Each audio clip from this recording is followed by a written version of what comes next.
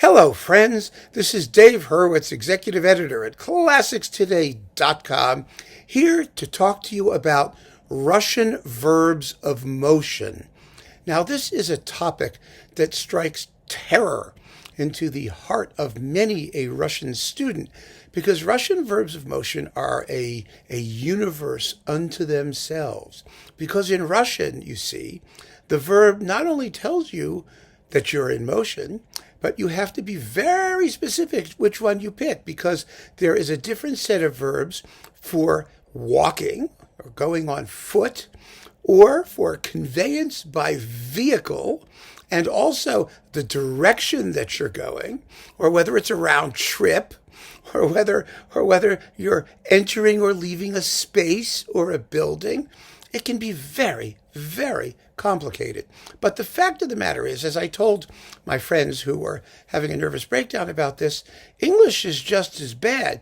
Because if you consider English compound verbs, you go in, you go out, you come back, you go away.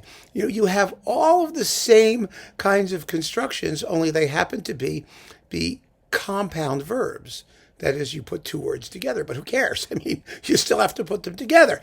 In Russian, you use prefixes and suffixes, and you achieve the same result. What we don't have, of course, is the difference between being on foot and being in a vehicle, which is not part of specifically like walking or driving.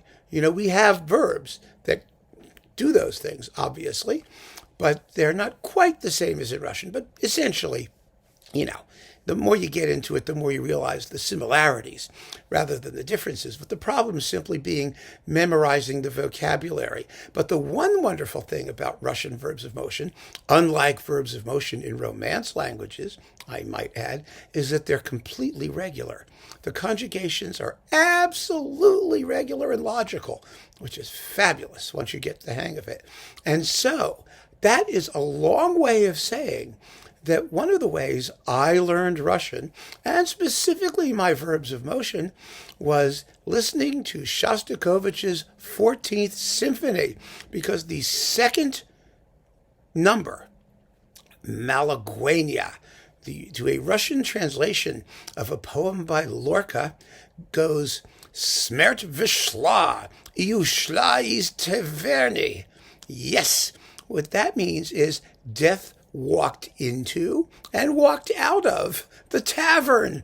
It's a wonderful, unforgettable way of getting those two verbs into your head so that when I went to Moscow, I could walk up to my hotelier and she would say, good morning, and I would say, Smert vyshla, I ushla iz taverny.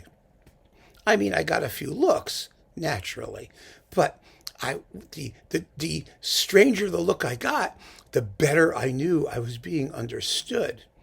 And that is why in Shostakovich's 14th Symphony, which exists in three versions, a German version, the original Russian version, and a version with all the poems retranslated back into the original languages, which are German and French and Spanish, and I detest that version. It's not just that, it makes the piece worthless as, an aid to your study of Russian verbs of motion. What makes it even worse is that the words just don't fit. They don't fit at all. I mean, Smert vyshla. Well, let me play it for you. Here it is. This is with the Royal Liverpool Philharmonic and Vasily Petrenko. Fabulous performance, as you will find out. And it's sung by Gal James, tremendous soprano who also sang it on Challenge Classics. I mean, she's done the piece. She's made a career out of it, I guess. And so anyway, here is that number. It's just fantastic.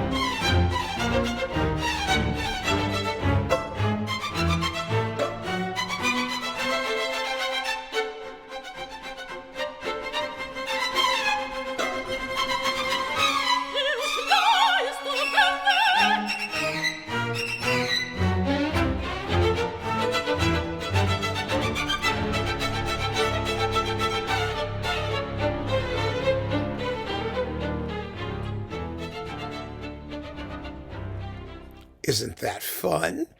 Yes, Death walked into and walked out of the tavern.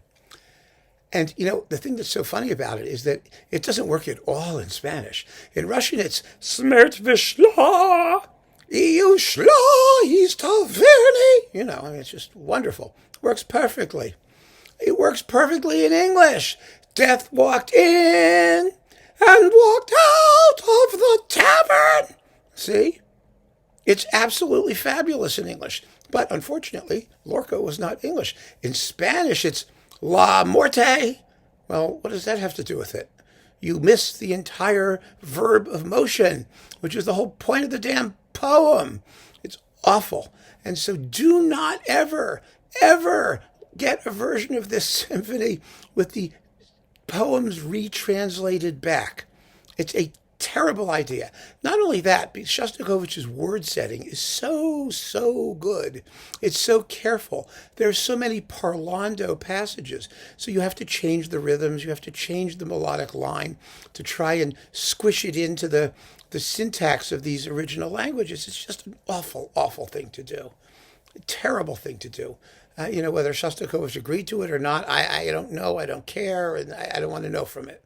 And I have to say, Russian, as I've said many times in these talks, is an incredibly beautiful language. It's a wonderful language to hear sung. Yes, it's, a Slavic language. It has no vowels. We all laugh at that, and with good reason. It has some fairly tongue-twisty words and things, but it doesn't make any difference. It absolutely doesn't make any difference. It's just wonderful to hear it spoken, the liquid L's and the wonderful diphthongy vowels with the ya sound. I just love it. So listen to it in Russian and sit there with the words and follow the words. Let's talk about the symphony a little more while we're on the topic of Shostakovich's 14th Symphony, because technically that's what we're talking about, although Russian verbs of motion are such a fascinating topic. It really is. But as long as we're dealing with Russian verbs of motion, we might as well also take in Shostakovich's 14th Symphony. Now, this symphony has a very, very intimidating reputation, and for good reason. It consists of 11 poems about death. But when you say that, and it's very dark, it's very morbid, it's a dark piece. And I have to confess, I've had some good experiences, some fun experiences with this symphony. One of them was at Avery Fisher Hall with the New York Philharmonic, conducted by Krzysztof Penderecki. Yes, he did his De Natura Sonoris, number 1 or 2. All I know is that it involved attacking a file cabinet with a hacksaw. What a noise it made. And then he did his viola concerto, which is one of those gray, meandering, sort of dark pieces of his later period. It was just awful, and it was endless, absolutely endless. And as I was sitting there in Avery Fisher Hall, the unrenovated Avery Fisher Hall, it started to snow. And so people didn't have much reason to stick around, especially if it was going to be snowing. So they started to leave. And the second half really cheered us up. It was Shostakovich's 14th Symphony. And people started heading for the door. The 14th Symphony is written for 2 soloists, a small string orchestra, just 10 violins and a handful of violas and cellos and double basses, and percussion. A wonderful percussion section. There's a celesta and a vibraphone and tom-toms and woodblock and a whip and then xylophone. And it's just great. But even so, it's a small piece. It was in a big hall. And after the first half of nothing but Penderecki at his most Pendereckian, people were just not having it. And so by the time it was over, there were like 6 people left. amongst whom were myself and my friend who had come with me. And we applauded madly, of course, because who else was going to do it if we didn't? It was a very good performance, I might add. So that was my first encounter with Shostakovich's 14th in concert. I knew the recordings. I knew the recording because I got the old Ormandy recording with, Phyllis Curtin and Simon Estes. And Phyllis Curtin, who I knew personally because I went to high school with her daughter, and her daughter would run around singing Shostakovich's 14th. So we sort of got a handle on it from my high school years. And then, even better, I was visiting a friend of mine, and we had concert tickets. We were in Munich, actually, and it was Mother's Day. And I said to him, listen, I appreciate the fact that you got tickets, but I'll take care of the kids, and you take your wife to the concert. And on Mother's Day, the concert was Shostakovich's 14th, 11 poems about death. The marriage didn't survive, in case you're wondering, and that may have been one of the reasons why it didn't survive. And then, best of all, was when we gave a Lifetime Achievement Award to Galina Vishnevskaya, who, of course, was one of the great interpreters and original creators of the work. And we sat at dinner, and she sang it to me. And I told her, I said, I just love that recording you made of Shostakovich's 14th. And she looked at me, and she said, oh, it's so sad. And then she started singing, tree lily, lily tree. It's the poem called The Suicide. 3 lilies grow out of my mouth out of the grave in which I lie. Ooh, wow, gripping. And she just looked at me and she said, so sad, so beautiful. And it is. And to have her, singing it to you between bites of Caesar salad and chicken galantine. Wow, isn't that fun? That was really quite a memorable experience. So I just feel very close to this gloomy, intense, dark work. But beyond even that, all of that, beyond even its utility as a source of Russian verbs of motion, it's a wonderful work. I know it's dark. I know it's hard to take. But the reason it's hard to take is because the subject matter is hard to take, and Shostakovich treats it with complete honesty. His goal in this work was to present his fear, his loathing, his hatred, and his outrage at death. That's simple. He was writing a work of protest against all of those romantic, death-obsessed, decadent pieces that present death as consoling or which offer a promise of redemption or some sort of make you feel good anyway, despite the fact that it's like a horrifying subject matter. For Shostakovich, there was no getting away from the truth. Death is horrible. There is nothing coming afterwards, and therefore, he said, life is precious. And I do believe that's a lesson we take from this work. I really, really do. One that a lot of people don't want to face, don't want to own up to, because that makes having a good life a responsibility. Whereas having a lovely death with plenty of time off to whoop it up in the afterlife, someone else's responsibility. And Shostakovich wasn't going there. He wasn't having it. And so I think that this symphony is really one of the most courageous pieces that any composer ever wrote. And if it upsets you, well, good. It should. That's the point. It happens to be extraordinarily well written. Shostakovich was, nervous about whether even to call it a symphony. He didn't really know what to call it, actually, because it is a song cycle, and it does contain, 11 poems, but it's in the same style as Das Lied von der Erde and similar works like that. And, so it has the Mahlerian precedent. And even more to the point, it is thematically quite tightly unified. I want to play you just the opening introduction, which is De Profundis. 100 dead lovers lie in their graves. That's what it's about, folks. But listen to how desolate and dark, and with the bass voice coming in. with the I can't even do it.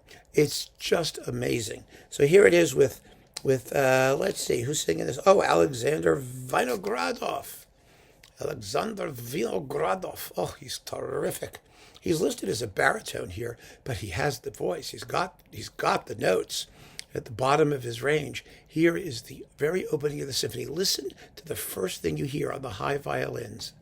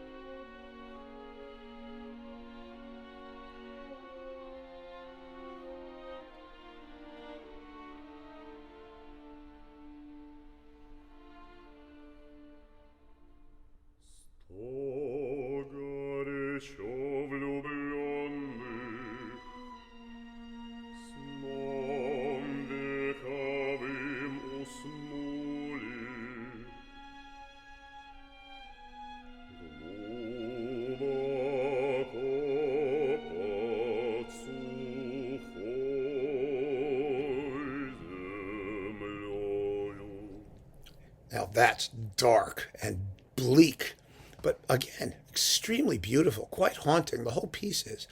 But beyond that, thematically speaking, that tune, that opening tune, comes back at the end to unify the whole cycle. And a lot of the thematic material that we hear along the way is pretty transparently derived from it. But even more than that, there's something wonderful about that. Ya, da, da, da, da. Da, da, da, da, da, da, that thing.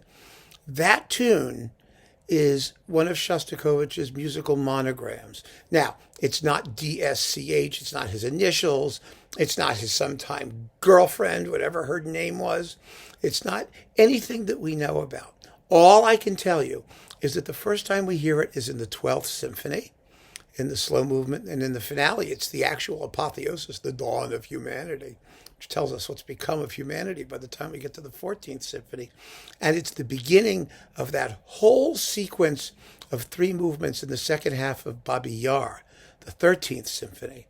You know, it starts in the basses instead of in the high violins. So it's you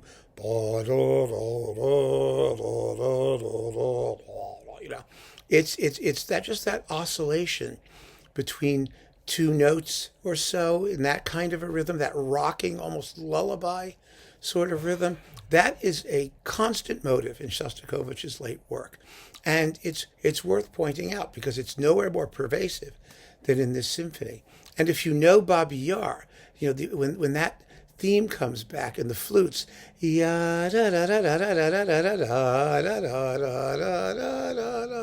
the finale for A Career, it's based on transformations of that theme. And so there's a logic to Shostakovich continuing with transformations of that theme in his 14th Symphony. And it's like the last thread of human life, of earthly life, whatever it is. Anyway, it's marvelous. It's a marvelous, marvelous piece, and I don't need to go into it in any more detail because you need to sit down with the poems and just listen to it. And look at those words. The poems are wonderful. They're marvelous poems. Yes, they're gloomy and dark, but they're angry and terrifying and sardonic. I mean, there's a whole range of emotion and expression in there, a huge range. So it's not like, you know, it's not death like, oh, you know, death. It's death and death, that kind of stuff. You know, it's so cool. So let's talk about recordings. I'm going to go through them. Let's see. In order of, you know, fabulousness. I've only chosen 5. Now, there are well more than a dozen. I mean, it's been recorded a lot of times, but I have apps. First of all, if you have more than 5 of these symphony, you may need to, like, you know, you'll know your Russian verbs of motion. There's no need to go further. But seriously, I wanted the best combination of sonics and singing and playing, and really, really at the top. I mean, there are some live Russian versions, like from the premiere with Barsha. I was the conductor at the premiere, and some other things like that that have been floating around. There are some other Melodia recordings besides. There have been the recordings of the international version. There's some very good performances out there. Bernstein even did it, his least known Shostakovich recording. It's not very good. It's not well played. It's with Teresa Kubiak and someone else. I don't remember. I just don't want to waste time with anything but the best in this particular symphony. I think it just needs it. So I'm going to limit the selection here. And if you have your favorites, that's fine. Have them. There are many other good ones. I am not saying that if it's not in my pile of 5, it's not worth listening to. Not at all. I have many more than 5.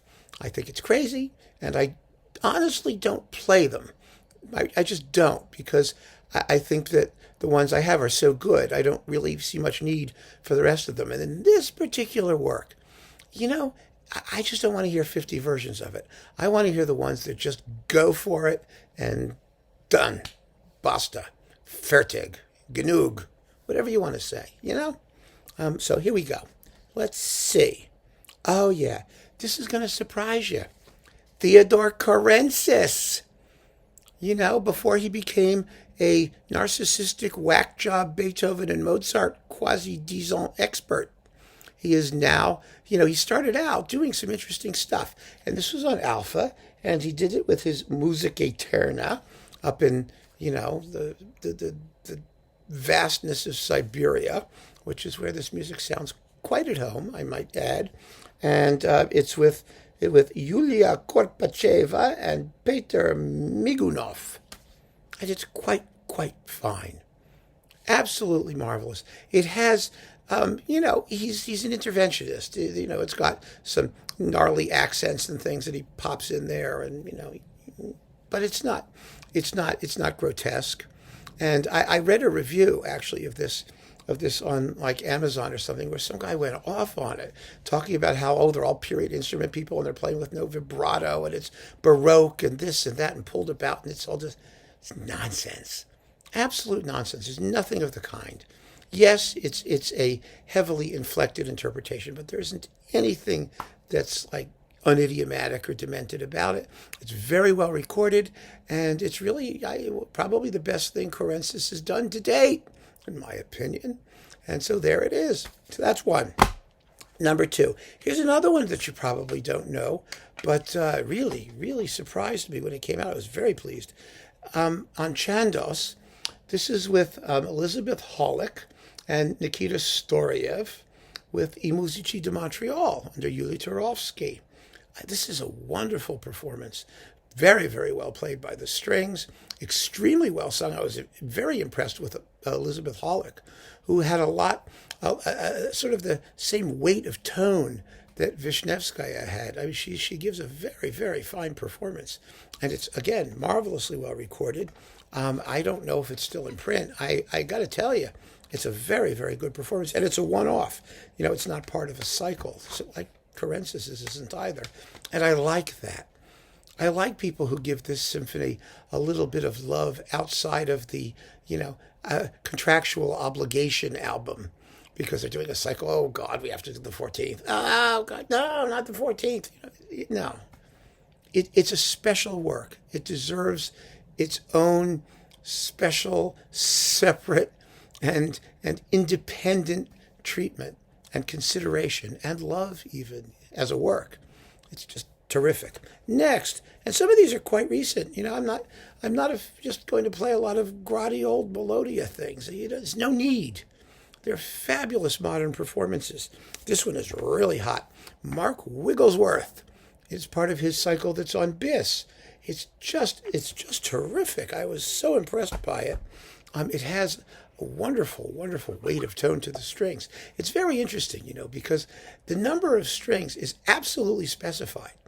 It's 10 violins, I think, what is it, like 4 violas, 3 cellos and 2 double basses and percussion. I mean, that's what it is. All of these performances should have the same forces. But my, oh my, they can sound very different. Sometimes they sound very chamber-like. Sometimes they sound much more orchestral and meaty. And this is one of those. But it's orchestral and meaty without ever turning heavy. And that's what is really important. I know it's on like disc 6 here. So let me just tell you who the singers are. Oh yeah, Joan Rogers and John Tomlinson. 2 non-Russian singers who do an excellent job with it. First class, absolutely first class. So that was a very, very pleasant surprise. And I recommend it very highly. And you can get it separately. And in the set, it's coupled with the 9th, which is really a great idea. You know, you have Shostakovich's funniest symphony next to his, well, let's just say not funniest symphony. So, I mean, it was a very, very smart thing to do, I think. Next, okay, we started with this one. This is the great modern recording. I have no doubt. I've played them all. I've heard every single one that's ever been made. I mean, a million times. And boy, is this good. This is so well done. It's wonderfully sung by, as I said, by Gal James and Alexander Vinogradov, and the Royal Liverpool Philharmonic plays fabulously under Petrenko. It has all the bite and intensity the music needs. I like these voices. They're a little bit lighter, a little younger, and a little fresher than we usually hear in this piece, but I think that makes sense because it only goes to demonstrate just how wide the range is in this music. There are some songs, yes, where you want a very dark tone, and there are others where you want lightness and purity and you know, just simplicity and elegance even. It's such beautifully written music for the voice. Amazingly written music for the voice, really. I mean, Shostakovich intended it in a way as his answer to Mussorgsky's Songs and Dances of Death, you know, which he orchestrated.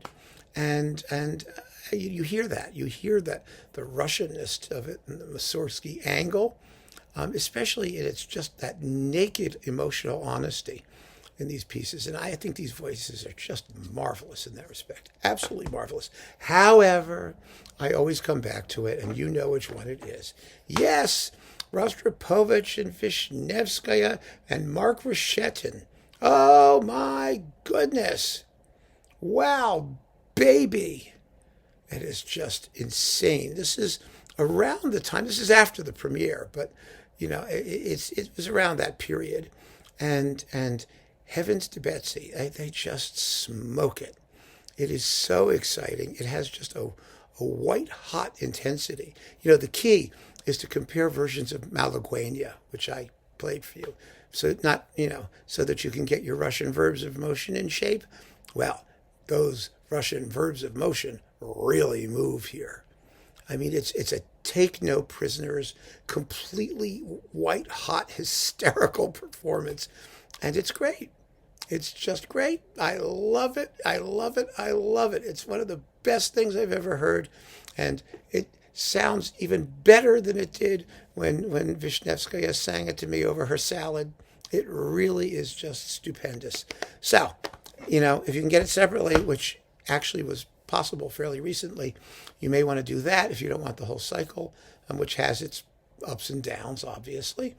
But this is such a good symphony, and I really want to be clear that for those of you who are hesitating before taking the plunge, I understand. I understand. You can't gild the lily with this music. It's too brutally honest for that. You just can't. It is dark and horrifying, but it's such a beautiful and magnificent artistic testament to Shostakovich's own beliefs and to the beliefs of many people as well who do believe that life is precious and that death that comes for anything other than the most natural reasons at the end of a long and productive life is something to be spat upon. You know, death that comes too early, death that comes through war, through violence, through psychosis, through, you know, it's all of the ways that we should regard life as so much more precious. And I just am so grateful to Shostakovich for having made this statement and for making it and for having made it in such a poetic and impressive and powerful way. Amazing, amazing piece of music. So keep on listening, friends. Thanks for joining me. Take care.